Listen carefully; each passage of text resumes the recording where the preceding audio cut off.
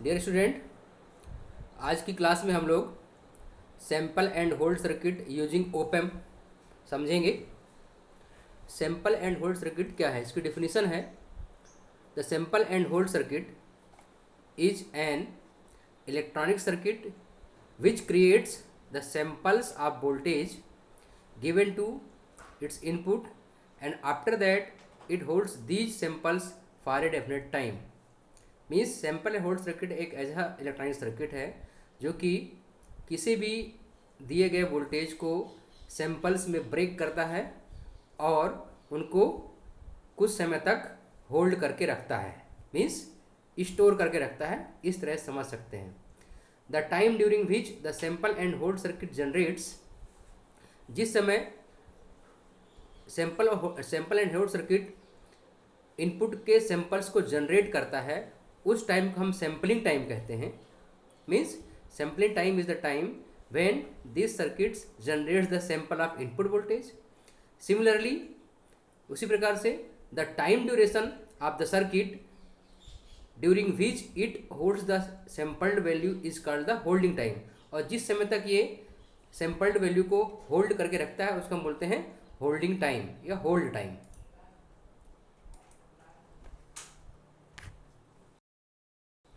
Sampling time generally 1 microsecond से 14 microsecond तक हो सकती है, जबकि holding time it can be assume any value as required in application. जिस तरह से एप्लीकेशन की आवश्यकता होगी उसके अनुसार हम होल्डिंग टाइम को एडजस्ट कर सकते हैं। It will not be wrong to say that capacitor is the heart of the sample and hold circuit, क्योंकि कैपेसिटर ही एक ऐसा कंपोनेंट है जो कि वोल्टेज को स्टोर करके रख सकता है, ऐसा कंपोनेंट है। इसलिए कैपेसिटर को हम कह सकते हैं सैंपल एंड होल्ड सर्किट के हार्ट के रूप में काम करता है।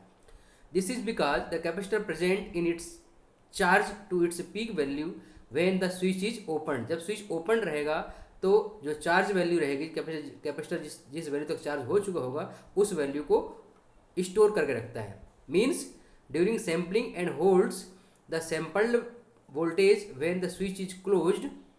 जब स्विच क्लोज किया जाता है उस समय तक सैंपल्ड वोल्टेज कैपेसिटर में स्टोर रहता है। सैंपल एंड होल्ड सर्किट का ये ब्लॉक डायग्राम में समझ सकते हैं। इस सैंपल एंड होल्ड सर्किट, इसके इनपुट में क्या है, कमांड टर्मिनल है। कमांड टर्मिनल पर हम कंट्रोल सिग्नल अप्लाई करेंगे sample hold sample hold sample hold के फॉर्म में, पल्स के फॉर्म में आपका कंट्रोल सिग्नल रहेगा।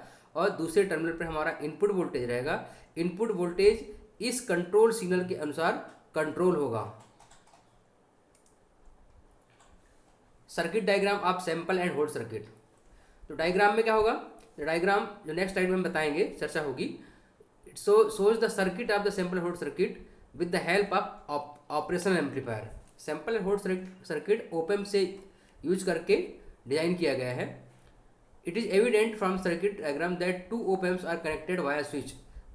स्विच के माध्यम से 2 ओपैम्प कनेक्टेड होते हैं। When the switch is closed, जब स्विच को क्लोज किया जाता है तो sampling process will come into the picture. जैसे स्विच क्लोज किया जाएगा वैसे ही सैम्पलिंग प्रोसेस स्टार्ट होगी। And when the switch is open, जब स्विच को ओपन कर दिया जाएगा तो होल्डिंग इफेक्ट वहाँ पर काम करेगा। देख सकते हैं 2 ओपैम्प हैं, पहला है ये ओपैम्प, सेकेंड ओपैम्प ये है। पहले ओपैम्प में हम इनपुट अप्लाई करेंगे एनालॉग इनपुट, और सेकेंड ओपैम्प से हम analogue output as a output voltage प्राप्त करेंगे। इन दोनों के बीच में सेकेंड ओपैम्प के साथ में कैपेसिटर कनेक्टेड है जिसको हम बोलेंगे होल्डिंग कैपेसिटर।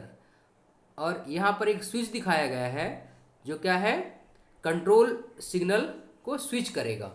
मीन्स जब ये स्विच ऑन होगा तो कंट्रोल सिग्नल यहाँ पर अप्लाई होगा और कंपेरिजन होगा, उसके अकॉर्डिंगली फिर कैपेसिटर चार्ज होगा। फिर जब ओपन हो जाएगा तो कैपेसिटर को डिस्चार्ज करने के लिए पाथ मिलेगा। इसका महत्व क्या है, सैंपल एंड होल्ड सर्किट का सिग्निफिकेंस क्या है, क्या महत्व है, तो हम इसके लिए हमें कम्युनिकेशन के पार्ट को समझना पड़ेगा। कम्युनिकेशन के पार्ट में डिजिटल कम्युनिकेशन बेटर समझा जाता है, एनालॉग कम्युनिकेशन नहीं। क्यों, इस पर समझने की बात है। We all know digital communication is better than analog communication, but why, क्यों, what is wrong with analog communication. Analog communication के साथ में क्या प्रॉब्लम होती है। तो प्रॉब्लम ये है noise interference is the real culprit. It makes analogue communication less efficient. जो नॉइज होगा वो एनालॉग कम्युनिकेशन की इफेक्टिविटी को कम करता है। Thus in digital communication we need digital signals. जब डिजिटल कम्युनिकेशन में हम डिजिटल सिग्नल की हमें आवश्यकता पड़ती है। But naturally our signals are analogue, लेकिन सभी सिग्नल्स के किस फॉर्म में होते हैं? एनालॉग के फॉर्म में होते हैं। इसलिए this is the turning point where we need a sample and hold circuit. क्योंकि हर एक सिग्नल एनालॉग फॉर्म में ही होता है, लेकिन कम्युनिकेशन के पार्ट में डिजिटल कम्युनिकेशन बेटर होता है। वहाँ पर नॉइज़ इम्यूनिटी या नॉइज़ का इफेक्ट कम पड़ता है। डिजिटल कम्युनिकेशन में नॉइज़ लॉस कम होता है। इसलिए एनालॉग सिग्नल को डिजिटल सिग्नल में चेंज करने के लिए हमें सैम्पल एंड होल्ड सर्किट की आवश्यकता होती है। सैम्पल एंड होल्ड सर्किट का वहाँ पर महत्व बढ़ जाता है। With the help of sample and hold circuit we can take samples of analogue signal. Sample hold circuit की मदद से हम लोग एनालॉग सिग्नल के छोटे छोटे सैंपल प्राप्त कर लेते हैं। मीन्स स्लाइस के फॉर्म में आप कह सकते हैं, followed by a capacitor. Capacitor में इसको स्टोर कर देते हैं। ठीक है। It holds the sample. Capacitor क्या करेगा? इन सैंपल्स को होल्ड करेगा फॉर ए पर्टिकुलर पीरियड, कुछ समय के लिए। As consequence of this the constant signal is generated. This can be converted into the digital signal with the help of analogue to digital converter. Further जो ये output प्राप्त होगा, जब जितने टाइम पे आपने होल्ड किया, मीन्स सैंपल किया, फिर होल्ड किया, फिर आउटपुट में सेंड कर दिया, इसलिए आउटपुट में भी आपको सैंपल के फॉर्म में आउटपुट प्राप्त होगा, लेकिन वो थोड़ा सा एम्पलीफाइड वर्जन में रहेगा, क्योंकि हम आउटपुट में बफर यूज करेंगे। इस आउटपुट को हम फर्दर, जो कि सैंपल के फॉर्म में है, क्वांटाइज्ड फॉर्म में आउटपुट मिलेगा हमें सैंपल एंड होल्ड सर्किट के आउटपुट के रूप में, उसे हम further analog to digital converter का यूज करके डिजिटल में चेंज कर सकते हैं। Working of sample and hold circuit, इसकी वर्किंग क्या होगी समझ लेते हैं। Can be easily understood with the help of working of its component. इनके कंपोनेंट्स को देखकर आप इसकी वर्किंग का आप आसानी से समझ सकते हैं। The main component which is sample and hold circuit involves is an channel enhancement mode MOSFET. जो मेन कंपोनेंट होता है मॉसफेट होता है, एन चैनल वाला, और दूसरा कंपोनेंट होता है कैपेसिटर, जो क्या करेगा? स्टोर करेगा और होल्ड करेगा इलेक्ट्रिक चार्ज को एंड ए हाई प्रिसीजन ओपम। और तीसरा कंपोनेंट क्या होता है? एक हाई प्रिसीजन ऑपरेशन एम्पलीफायर। ये देख सकते हैं आप। पहला कंपोनेंट क्या है? Enhancement MOSFET, N channel MOSFET. ठीक है, जो कि किसका काम करेगा? जिसमें हम एक साइड से इनपुट वोल्टेज अप्लाई करेंगे, एनालॉग इनपुट वोल्टेज, उसमें जिसको हम अप्लाई करेंगे ड्रेन टर्मिनल में, इसके सोर्स टर्मिनल में हम लोग अप्लाई करेंगे कंट्रोल वोल्टेज को पल्स फॉर्म में, और इसके आउटपुट में हमें क्या मिलेगा? जब हम स्विच को कनेक्ट करेंगे, मीन्स जब ये मॉसफेट ऑन होगा तो एज ए क्लोज स्विच के रूप में बिहेव करेगा, और जब ये ऑफ होगा तो ये ऑफ स्विच के रूप में बिहेव करेगा, मीन्स डिसकनेक्टेड रहेगा। मीन्स जब ये ऑन रहेगा तो यहाँ से ये स्विच कनेक्टेड जैसे हो जाएगा और कैपेसिटर की चार्जिंग स्टार्ट हो जाएगी, और जब ऑफ रहेगा तो यहाँ से डिसकनेक्ट हो जाएगा, इस तरह से बिहेव करेगा और कैपेसिटर की चार्जिंग रुक जाएगी। ठीक है, मीन्स जितना अब तक चार्ज हो चुका होगा उस वोल्टेज को ये स्टोर करेगा या होल्ड करेगा बोल सकते हैं। लेकिन इस मॉसफेट के ओपन या क्लोज, मीन्स क्लोज होना मतलब ऑन होना, ओपन मीन्स ऑफ होना, किस बात पर कंट्रोल होगा? वो रहेगा हमारे कंट्रोल सिग्नल पर, जो कि हम पल्स के फॉर्म में यहाँ पर अप्लाई करेंगे। तो ये हो गया कैपेसिटर का यूज, और ये हो गया मॉसफेट का यूज। तीसरा है ऑपरेशनल एम्पलीफायर। ये किस में है? इसमें फीडबैक अप्लाई किया गया है इन्वर्टिंग टर्मिनल में विथ नो रेजिस्टेंस, मीन्स यहाँ पर रेजिस्टेंस नहीं है, तो ये क्या हो जाएगा? यूनिटी गेन फीडबैक एम्पलीफायर है। और चूँकि इसके तीसरा जो टर्मिनल है ये नॉन इन्वर्टिंग टर्मिनल है, तो जो एक्चुअल वोल्टेज अप्लाई होगा कैपेसिटर से, इसमें से इसके थ्रू डिस्चार्ज होने के लिए वो किस में अप्लाई होगा?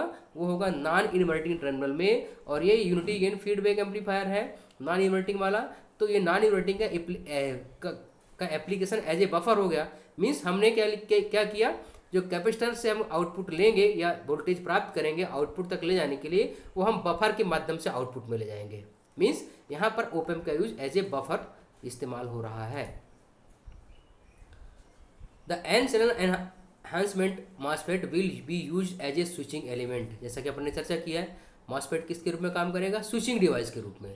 The input voltage applied through the drain terminal. Drain terminal में हमने इनपुट वोल्टेज अप्लाई किया था, और control voltage will be applied through it's get terminal, इसके गेट टर्मिनल में हम क्या अप्लाई करेंगे, कंट्रोल वोल्टेज अप्लाई करेंगे। When the positive pulse of the control voltage, जैसा कि आपसे चर्चा की गई थी कि जो कंट्रोल वोल्टेज होगा वो पल्सेटिंग फॉर्म में होगा, मीन्स जब वो पल्स पॉजिटिव साइड में जाएगी तब ये हमारा मॉसफेट ऑन होगा, और जब ये पल्स नेगेटिव साइड में जाएगी तो किस में होगा, ऑफ साइड में होगा। तो यहाँ पे लिखा है, पढ़ लें, when the positive pulse of the control voltage is applied the MOSFET will be switch on state and it acts as a close switch. जब पॉजिटिव वोल्टेज आएगा, पॉजिटिव पल्स आएगी तो मॉसफेट स्विच ऑन हो जाएगा और ये close switch की तरह बिहेव करेगा।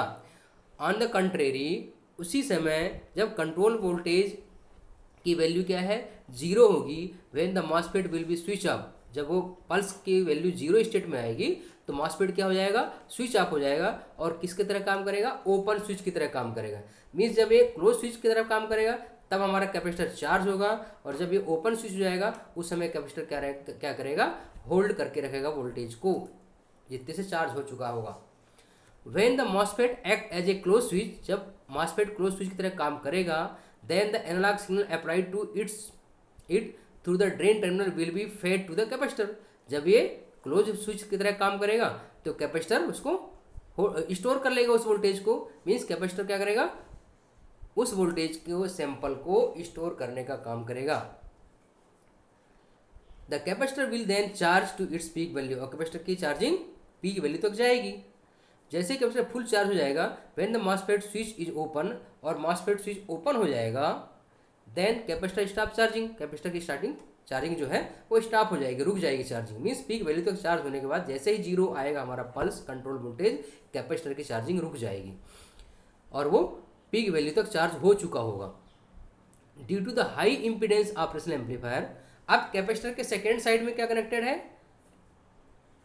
एक ऑपरेशनल एम्पलीफायर कनेक्टेड है जो कि हाई इम्पीडेंस जिसका इनपुट होता है। हाई इम्पीडेंस इनपुट होने के कारण एंड ऑफ द सर्किट में capacitor will experience high impedance, due to this it can not get discharge. जो कि सेकेंड साइड में क्या कनेक्टेड है, एक ओपएम्प कनेक्टेड है जिसका इम्पीडेंस बहुत हाई होता है, इसलिए कैपेसिटर क्या होगा, डिस्चार्ज नहीं होगा। आगे देखते हैं, दिस लीड्स, इससे क्या होगा, this leads the holding of the charge by capacitor for the definite amount of time. Means आप एक डेफिनेट टाइम तक कैपेसिटर की चार्जिंग कर सकते हैं। This time can be referred to as holding period, इस टाइम को हम क्या बोलेंगे, होल्डिंग पीरियड। मीन्स चार्ज होने के बाद this leads the holding of the charge, charge को स्टोर करने के लिए by the capacitor of the definite amount of time, किसी पर्टिकुलर टाइम तक उसको स्टोर करने के लिए हम उसका यूज कर सकते हैं। क्यों, क्योंकि आउटपुट में क्या लगा है कैपेसिटर के, एक हाई इम्पीडेंस ओपएम लगा है जिससे डिस्चार्ज नहीं होगा वो। And the time in which the sample of the input voltage is generated is called the sampling period. और जिस समय ये सैम्पलिंग जनरेट होती है स्विच ऑन के माध्यम से, उसको हम बोलेंगे सैम्पलिंग पीरियड।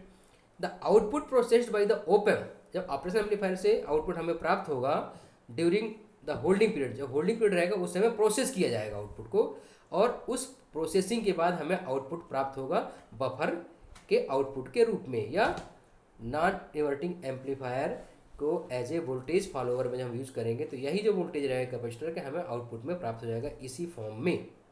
मीन्स उसका फॉर्म चेंज नहीं होगा, उसका पोलरिटी चेंज नहीं होगा। Therefore the holding period holds the significance for the op amp. Means op amp का सिग्निफिकेंस क्या है, होल्डिंग पीरियड को बनाए रखने के लिए ओपएम का इस्तेमाल होता है। इनपुट एंड आउटपुट वेवफॉर्म समझ सकते हैं। वेवफॉर्म्स को देखकर आप समझ सकते हैं, the sample and hold circuit during the on duration it will be voltage at the output. जब ऑन ड्यूरेशन में होगा तो वोल्टेज आउटपुट मिलेगा, during the off duration voltage that exist at the output the op amp, op amp के output में of duration में पहुंचेगा। ठीक है, वेव फॉर्म को देख के आप समझ सकते हैं, sample and hold circuit, the it is evident from the wave form the sample and hold circuit that during the on duration what will be the voltage at output, उस समय output क्या होगा, and during the off duration the voltage that exist the output of op amp. Off duration में क्या होगा, ओपएम के output में जो आउटपुट मिलेगा वो आपका ऑफ ड्यूरेशन का आउटपुट हो जाएगा। ये आपका इनपुट वेव फॉर्म था। ठीक है, और ये हमारा कंट्रोल वोल्टेज है, ये ऑन पीरियड है ये, और ये जहाँ पर जीरो है कंट्रोल, ये हमारा ऑफ पीरियड होगा। तो ऑन पीरियड में देख लीजिए, ऑन पीरियड में ये जैसे ही ऑन है तो आउटपुट जो हमारा इनपुट वोल्टेज था वो कैपेसिटर को चार्ज कर दिया, ये वैल्यू आ गई।